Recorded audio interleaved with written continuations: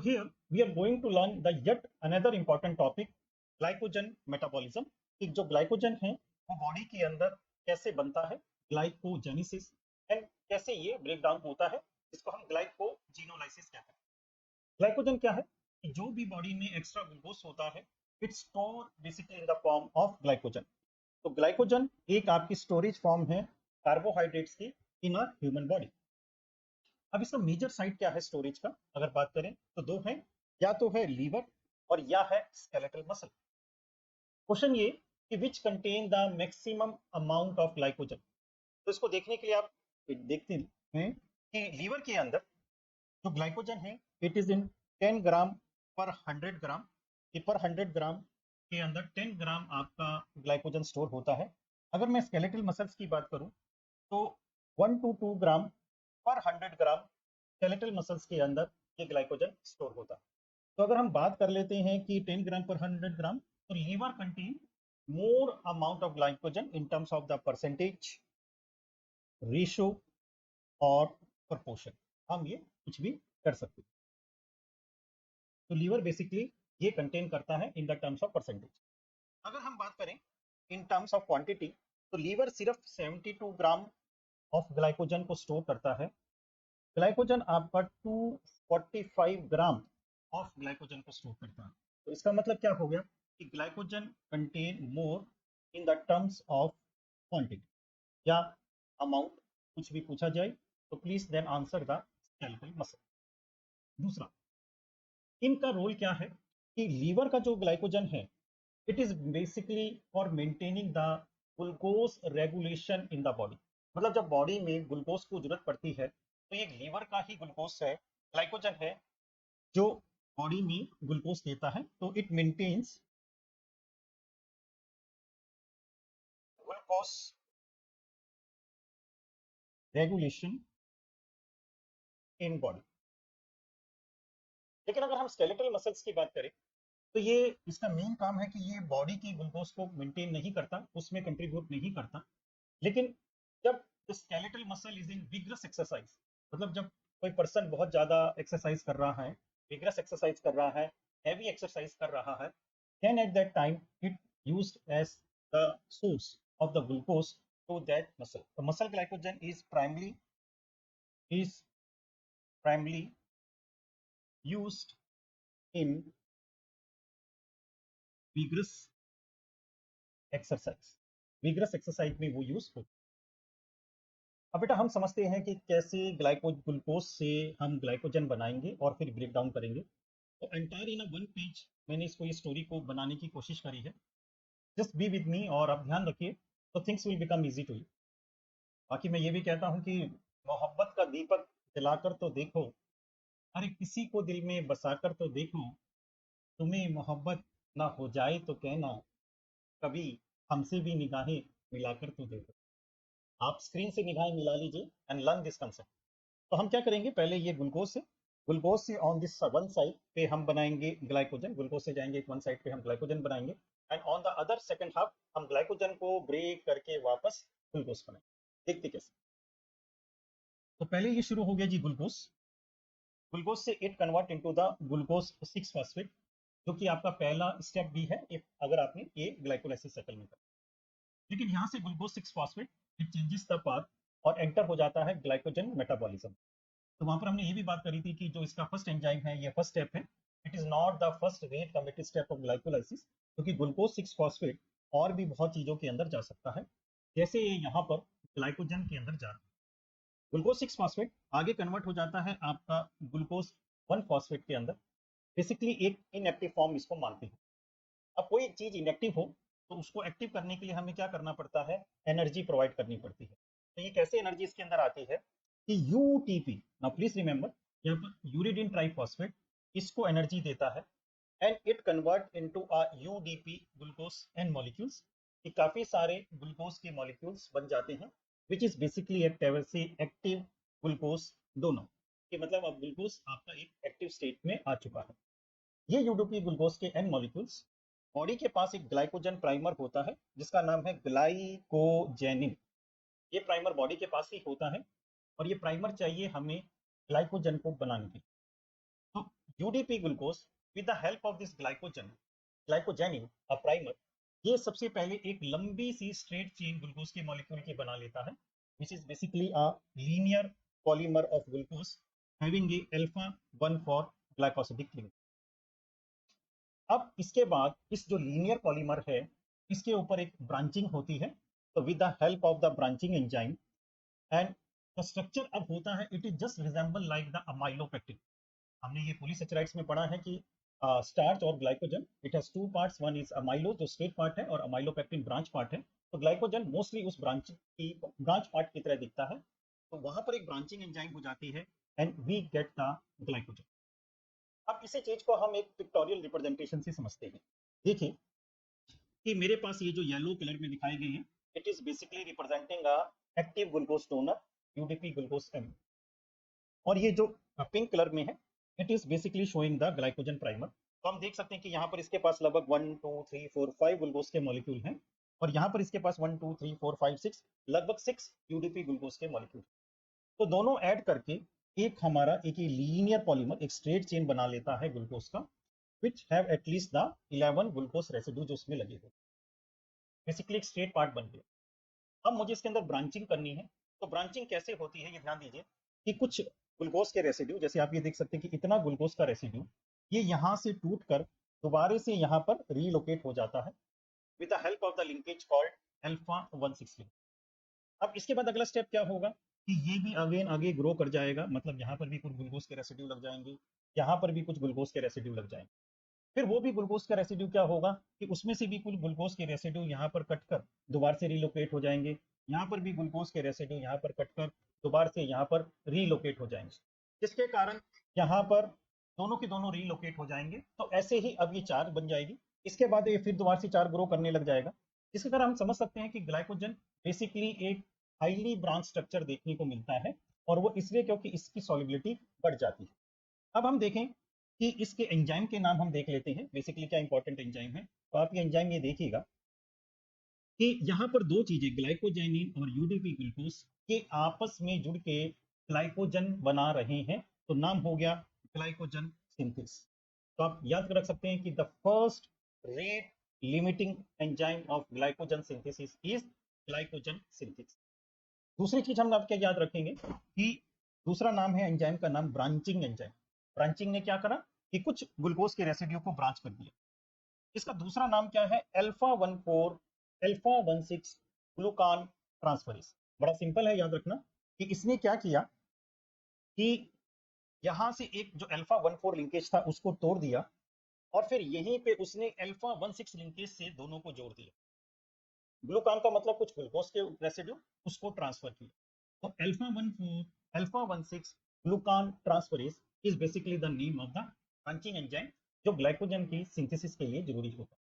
तो इससे हमने अभी तक ये ग्लूकोज से ग्लाइकोजन बना लिया, and this we have done the glycogenesis, ये हम कर चुके हैं। अब basically we learn about the other half कि how the glycogen break down, जिसको हम ग्लाइकोजेनोलाइसिस कहते हैं। देखिए ये कैसे टूटता है।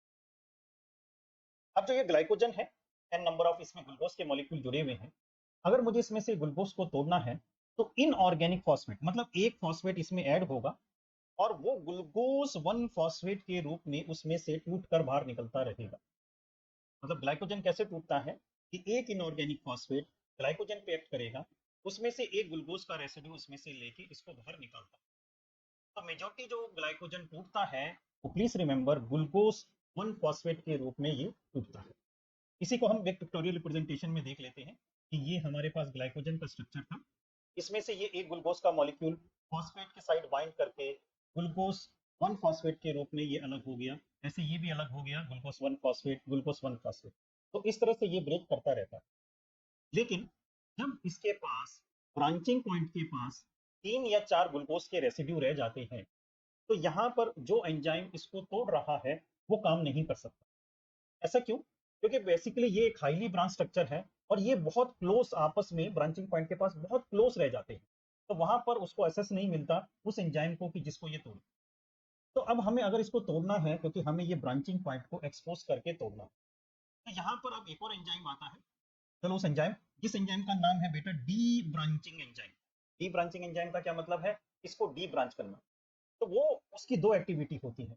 वो क्या करेगा कि पहले यहाँ से इसको तोड़ देगा, अल्फा 14 को तोड़ के यहाँ पर अल्फा 14 से जोड़ देगा। मतलब तीन जो ग्लूकोज के रेसिड्यू हैं यहाँ से टूट के ये यहाँ पर जुड़ जाएंगे, तो आपकी पिक्चर कुछ इस तरह से बन जाएगी। मतलब आप ये देखिए कि एक स्ट्रेट लाइन के अंदर ये आ गए, और इससे क्या हुआ कि आपका ब्रांच पॉइंट एक्सपोज हो गया, और बाद में उस डी ब्रांचिंग एंजाइम ने इस ब्रांचिंग पॉइंट को भी तोड़ दिया। इसके तोड़ने की वजह से मेरे पास क्या हुआ कि we get glucose 1 phosphate, and जो बाकी रह गया वो रह गया फ्री ग्लूकोज मॉलिक्यूल। तो अगर मैं ग्लाइकोजन की बात करूं तो ये ध्यान रखिएगा कि इसका जो मेजोरिटी में ये टूटता है it is in the form of glucose 1 phosphate, और फ्री ग्लूकोज बहुत कम है। लिटरेचर सपोर्ट्स की ये रेशो है 10:1, कि 10 मॉलिक्यूल ग्लूकोज 1 फॉस्फेट के बनेंगे, सिर्फ एक मॉलिक्यूल फ्री ग्लूकोज के मॉलिक्यूल का बनता है। एंजाइम की बात करें तो सिंपल है कि जैसे ही इसके अंदर आपका पीआई ग्लाइकोजन में एक्ट होता है, तो हमने याद किया है कि जहां पर भी इनऑर्गेनिक फॉस्फेट आता है वहां एंजाइम का नाम आता है फॉस्फोरिलेस। तो इस एंजाइम का नाम हो गया glycogen phosphorylase. And please remember it is the first rate limiting enzyme of glycogenolysis. Glycogenolysis का ये सबसे पहला रेट लिमिटिंग एंजाइम देखने को मिलेगा। इसके बाद आ गया D branching enzyme. D branching enzyme की बेसिकली बाई फंक्शनल, या हम कह सकते हैं इसकी दो प्रॉपर्टी होती है। कौन कौन सी दो प्रॉपर्टी आप ये देखिए कि पहली प्रॉपर्टी तो हमने ये यहीं पे याद करी है कि ये अल्फा 14 लिंकेज को तोड़ता है और कुछ ग्लूकान के को यहाँ ट्रांसफर करके अल्फा 14 लिंकेज से जोड़ देता है। तो इस एक्टिविटी का नाम क्या हो गया? Alpha 14 glucan transfer. इसका नाम हो गया अल्फा 14 ग्लूकान ट्रांसफर। और दूसरा फंक्शन क्या था इसका कि जो ये अल्फा 16 ब्रांच पॉइंट एक्सपोज हो गया था उसने इसको तोड़ दिया था। तो दूसरा है जी अल्फा 16 ग्लूकोसाइडेज, जिसका काम क्या है कि ये हाइड्रोलिसिस कर देगा आपकी अल्फा 16, तो जिससे ये आपका बन गया ग्लूकोज 1 फॉस्फेट। तो this we learn about the glycogenolysis और क्या से। तो अगर हम देखें कि ग्लाइकोजेनेसिस और ग्लाइकोजिनोलाइसिस में बीच में ब्रिजिंग प्रोडक्ट या बीच में ब्रिजिंग या गैप कौन कर रहा है? Answer please remember glucose 1 phosphate is that, जो दोनों के बीच में है। इसके बाद ये ग्लूकोज 1 फॉस्फेट वापस आएगा, it form the glucose 6 phosphate and it can form glucose. हम अब इसको समझते हैं कि लीवर के अंदर और मसल के अंदर इस ग्लूकोज 6 फॉस्फेट का क्या फेट होता है। सबसे पहले हम बात कर लेते हैं लीवर के अंदर ग्लूकोज 6 का क्या काम। हमें पता है कि लीवर का ग्लाइकोजन का मेन काम है कि उसको बॉडी के ब्लड ग्लूकोज लेवल को मेंटेन रखना। तो अगर बॉडी को ग्लूकोज की जरूरत है तो क्या करेगा जी? ये ग्लूकोज 6 फॉस्फेट को हमें तोड़ना पड़ेगा। उसको तोड़ने के लिए सिंपल एंजाइम है ग्लूकोज 6 फॉस्फेटेस। ग्लूकोज 6 फॉस्फेटेस जो ग्लूकोज 6 फॉस्फेट को तोड़ेगा। ये वाला एंजाइम सेल के पास एंडोप्लाज्मिक रेटिकुलम में होता है। तो सिंपल है जी, ग्लूकोज 6 फॉस्फेट अपना इस एंडोप्लाज्मिक रेटिकुलम के अंदर चली जाएगी, वहां से ब्रेक होके ग्लूकोज बन जाएगा, वहां से साइटोसिल में आ जाएगा, और वहां से ये ब्लड के अंदर जाके ये जो बॉडी को ग्लूकोज का लेवल है उसको मेंटेन करेगा। तो सिंपल है, क्योंकि लीवर के पास ये ग्लूकोज 6 फॉस्फेटेस एंजाइम होता है, इसलिए लीवर इसको तोड़कर बॉडी को ग्लूकोज दे सकता है और ग्लूकोज का लेवल को मेंटेन कर सकता है जब उसको जरूरत होती है ड्यूरिंग द फास्टिंग कंडीशन। लेकिन अगर मैं मसल्स की बात करूं जो basically during vigorous exercise primary body use करती है, तो ग्लूकोज 6 फॉस्फेट टूट नहीं सकता। क्यों नहीं? क्योंकि उसके पास ग्लूकोज 6 फॉस्फेटेस एंजाइम एब्सेंट होता है। अब आप इसको समझिए कि ये ग्लूकोज है, इससे बना ग्लूकोज 6 फॉस्फेट, जो बेसिकली आप फर्स्ट रिएक्शन ग्लाइकोलाइसिस की कंसीडर कर सकते हैं। अब मुझे इस ग्लूकोज 6 फॉस्फेट को तोड़ने के लिए एंजाइम चाहिए था ग्लूकोज 6 फॉस्फेटेस, जो इसको वापस ग्लूकोज में बना दे। लेकिन ये एंजाइम मसल के पास तो नहीं है। तो अब ग्लूकोज 6 फॉस्फेट क्या करेगा कि it force to go down, और ये बेसिकली नीचे जाते जाते it goes into the glycolysis cycle, और क्या बनाएगा? पाइरुवेट बनाएगा। लेकिन ड्यूरिंग एक्सरसाइज हमने पहले भी कहा था कि देयर इज ऑक्सीजन की जो सप्लाई है रिलेटिवली वो कम हो जाएगी, तो it undergoes anaerobic glycolysis and it result in formation of lactic acid. तो बेसिकली हियर एनएरोबिक ग्लाइकोलाइसिस होगी and we get the lactic acid as the source of energy for the muscles during the exercise. तो क्योंकि muscle के पास glucose 6 phosphatase नहीं होता, इसलिए muscle की glycogenesis blood glucose को डायरेक्टली कंट्रीब्यूट नहीं कर सकती। इसके अंदर एक बहुत अच्छा इंटरेस्टिंग फैक्ट है कि वैसे हमने पता है कि जब एनएरोबिक ग्लाइकोलाइसिस होती है तो हमें 2 एटीपी का नेट गेन होता है, जो हमने ग्लाइकोलाइसिस में पढ़ा। लेकिन यहाँ पर आप ध्यान दीजिए कि अगर टोटल एटीपी यहाँ पर मसल कंट्रैक्शन में यूज होता है तो यहाँ पर इट इज 3 एटीपी। ऐसा क्यों? आंसर ये है क्योंकि ये पाथवे स्टार्ट हुई है ग्लूकोज 6 फॉस्फेट से जो हमें मिला है और फिर ये नीचे गई है। अगर आप गौर करें ग्लूकोज ग्लाइकोलाइसिस के अंदर जब वो ग्लूकोज से बनता है तो यहाँ पर वो एक एटीपी को कंज्यूम करता है इन ग्लाइकोलाइसिस। लेकिन क्योंकि मसल के केस में यहाँ ग्लाइकोजिनोलाइसिस में ये पाथवे यहीं से स्टार्ट हुई है तो हम इस एक एटीपी को छोड़ देते हैं। तो ओनली यहाँ पर 4 में से एक घटाएंगे क्योंकि एक ही एटीपी ये इस्तेमाल करेगा जब फ्रक्टोज 1,6 फॉस्फेट से फ्रक्टोज 1,6 बाइफॉस्फेट बनेगा। तो यहाँ पर आंसर 4 - 1 3 आता है। तो ये फैक्ट आप याद रख सकते हैं। इसके बाद एक क्लिनिकल कोरिलेशन भी है कि what is the effect of the insulin on glycogen metabolism. अब बड़ा सिंपल है जी, देखिए इंसुलिन का काम है ब्लड में से ग्लूकोज लेवल को कम करना, या मतलब जब ग्लूकोज ज्यादा हो जाए ग्लूकोज लेवल को डिक्रीज करना जब वो ज्यादा मात्रा में हो। अब हम ब्लड के ग्लूकोज को कैसे कम कर सकते हैं?